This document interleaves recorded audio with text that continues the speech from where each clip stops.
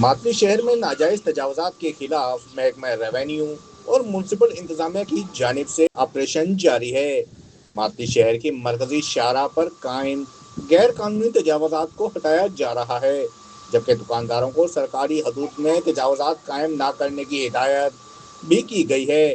اس موقع پر مختار کار ماتلی موصیب Junejo, municipal officer Atiq قائم خانی اور دیگر نے میڈیا سے گفتگو کرتے ہوئے کہا کہ شہر کی مرکزی شاہراہ پر پیور بلاک بچھانے کا کام جاری ہے، جس کے باعث دکانوں کے سامنے قائم ناجائز تجاوزات کو ختم کیا جا رہا ہے۔ انہوں نے کہا کہ تجاوزات کی وجہ سے ٹریفک کی روانی شدید متاثر ہو رہی تھی اور شہریوں کو آمد و رفت میں مشکلات کا سامنا تھا۔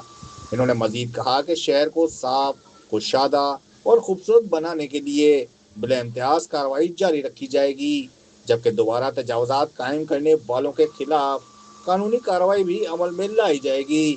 دل مراد کمبو، بلان ڈیجیٹل، ماتلی۔